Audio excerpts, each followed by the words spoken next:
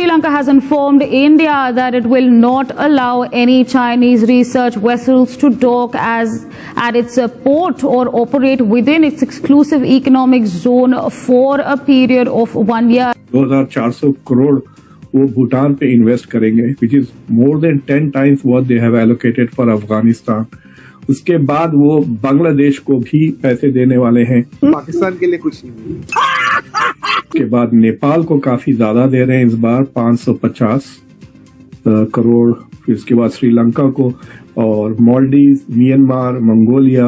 आप सब लोग जिम्मेदार हैं जो हालात आज हुए।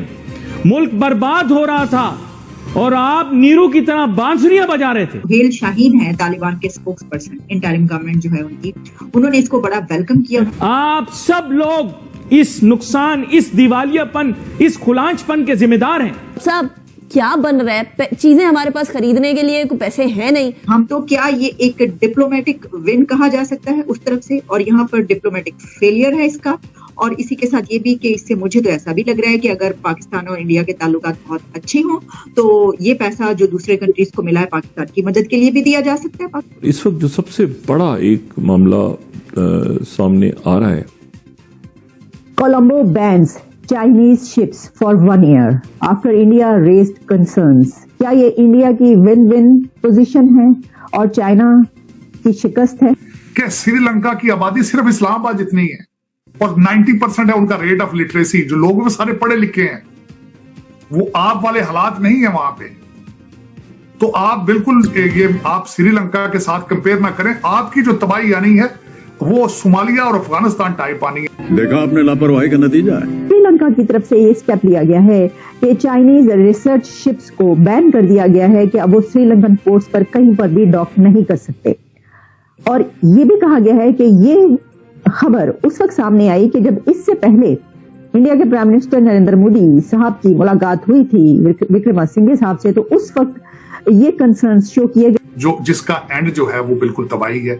और मैं रिक्वेस्ट करना चाहूंगा, बल्कि अगर जो सुन रहे हैं लोग, कि खुदारा अपने बच्चों को इंग्लिश और मैथ पढ़ाएं और डिजिटल पाकिस्तान की तरफ जाएं वर्सेस जिहादी पाकिस्तान की तरफ। क्या बात है सर, क्या बात है सर, क्या बात, ये बात है। नमस्कार दोस्तों, स्वागत है आपका आपके चैनल EFCZ में। दोस्तों, भारत ने जब से श्रीलंका को ये समझाया है कि चाइना किस कदर से आपकी अर्थव्यवस्था को नष्ट कर रहा है और कैसे अपना इन्फ्लुएंस बढ़ा रहा है, तब से श्रीलंका ने अपने आर्थिक संकट से निपटकर भारत का साथ देने का ऐलान कर दिया है। और उन्होंने कह दिया है कि चाइना का कोई भी शिप श्रीलंका के डॉकयार्ड पर नहीं आएगा और वो किसी प्रकार का रिसर्च और यहाँ पर डेवलपमेंट नहीं कर सकेंगे। ये खबर चाइना के साथ साथ उन देशों को भी सदमा है जो भारत को हल्के में ले रहे थे, क्योंकि भारत का इन्फ्लुएंस हिंद महासागर में हमेशा से था और आगे रहेगा भी।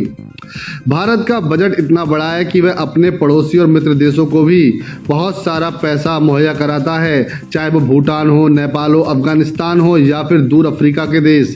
पाकिस्तान को इस बात से मलाल लग रहा है कि काश अगर भारत से हमारी दोस्ती होती तो हमको भी भीख में कुछ ना कुछ पैसे मिल गए होते और हमारी मईशत सुधर गई होती। तो दोस्तों देखिए ये जबरदस्त वीडियो, कैसे श्रीलंका और बांग्लादेश जैसे देशों ने अपने आप को बचाकर भारत के साथ जोड़ा है और कैसे पाकिस्तान इस बात पर मलाल कर रहा है। और जब श्रीलंका इस सारे इकोनॉमिक क्राइसिस में आया, डिफॉल्ट हुआ, फॉरेन जो सारा कुछ हुआ, इंडिया ने तकरीबन $4 बिलियन की इमरजेंसी असिस्टेंस दी है श्रीलंका को। ये खबर सामने आ रही है कि फॉर 1 ईयर, 1 साल के लिए चाइनीज शिप्स को बैन कर दिया गया है। चाइना के लिए ये कोई अच्छी खबर नहीं, बहुत बुरी खबर है, जबकि इंडिया के लिए ये बहुत ही अच्छी खबर है। इससे पता ही चलता है कि इंडिया का इन्फ्लुएंस दुनिया में किस तरीके से बढ़ रहा है कि श्रीलंका को इंडिया अगर कोई बात कहता है तो उसको माननी पड़ती है। ये श्रीलंकन प्रेसिडेंट साहब जो हैं, उन्होंने कहा जी कि मोदी साहब जो है और Sri Lanka have agreed on a joint vision, ठीक है जी, कि Sri Lanka India Sri Lanka economic partnership की बात हो रही है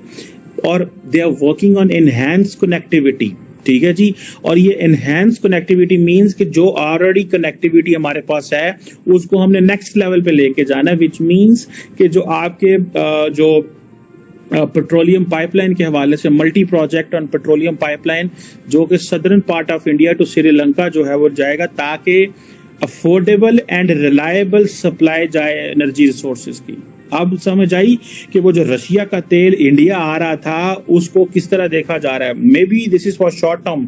supplying oil and energy to Sri Lanka may be a very long term project, but looking at how the global India की ईरान के साथ, इंडिया की सेंट्रल एशिया के साथ, इंडिया की जो सारे वेस्ट एशिया के अंदर जो इधर क्या नाम है अफगानिस्तान के साथ या इंडिया की जो बाकी रशिया के साथ जो ताल्लुकात को देखते हुए ये जितना खित्ता है जो कि इंडिया के बिल्कुल नीचे है और इंडिया के साथ है, ये सारे का सारा खित्ता इंडिया की एक लीडरशिप में आना चाहता है. वन सेकेंडली जो इंडिया के कनेक्शंस हैं एनर्जी रिच कंट्रीज में, जैसे मैंने ईरान की बात की या रशिया की बात की या सेंट्रल एशिया, वो कहते हैं कि इंडिया को तो ये सारा कुछ चाहिए तो हम क्यों ना इंडिया से फिर फायदा लेंगे. पाकिस्तान की तरफ से अब ये एक फिर बात जो है वो उठाई जा सकती है कि देखें अफगानिस्तान में जो है वो हमारे खिलाफ काम हो रहा है, हालांकि वहां पर तो ये कंस्ट्रक्शन के लिए दिया गया है, लेकिन फिर भी क्या ऐसा कोई इशू रेज हो सकता है?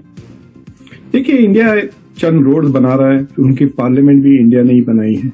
तो मैं देख रहा था budget, it is actually increase from last year 170 crore India ने एलोकेट किया था अफगानिस्तान को, और India has allocated 200 crore now this year for Afghanistan. It is a very interesting thing. एक आप डेवलपमेंटल एड दे रहे हैं अफगानिस्तान को, दूसरा तालिबान को रिकॉग्नाइज नहीं कर रहे हैं, तो किसको दे रहे हैं best? So I have a feeling कि इंडिया से गवर्नमेंट कोई भी हो, हम ये जो प्रोजेक्ट्स कर रहे हैं इसको फिनिश करेंगे, and these are beneficial for Afghans and it will also increase India's goodwill. तो बेसिकली वो without recognizing the Taliban they are continuing to build goodwill in Afghanistan. ये ऐसे हथियार या टीटीपी या इनको उनको नहीं दे रहे हैं. आपको याद है जब अफगानिस्तान पहली बार जब काबुल पे कब्जा कर लिया था 2021 में, तो पाकिस्तान की मिलिट्री और आईएसआई वगैरह के जनरल्स वगैरह गए थे, याद है, विजिट करने.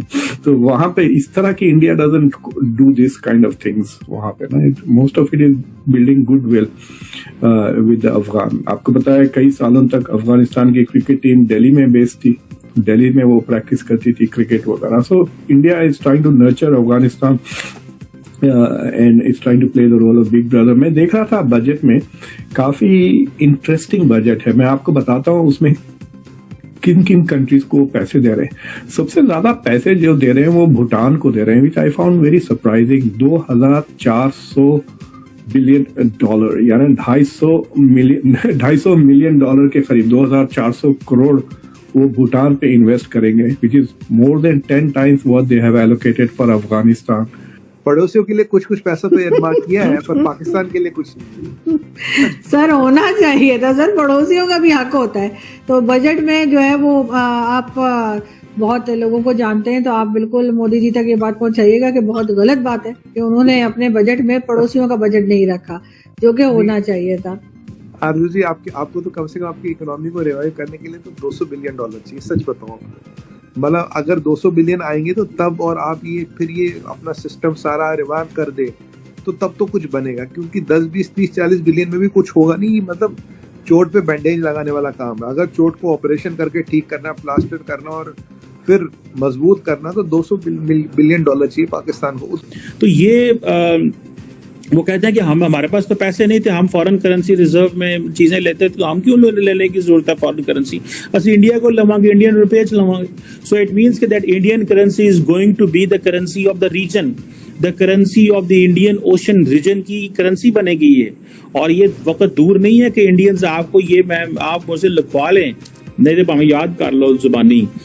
वो वक्त दूर नहीं है जब India will project, portray, suggest that Indian currency should be used in this region. ठीक है, और एक जॉइंट करेंसी भी आ जाए, कोई इसमें वो दो राय नहीं होंगी. मैं मतलब मुझे इसमें किसी किस्म की कोई वो जैसे कहते हैं ना, मिलनो गलत फहमी नहीं है, होना ही होना है.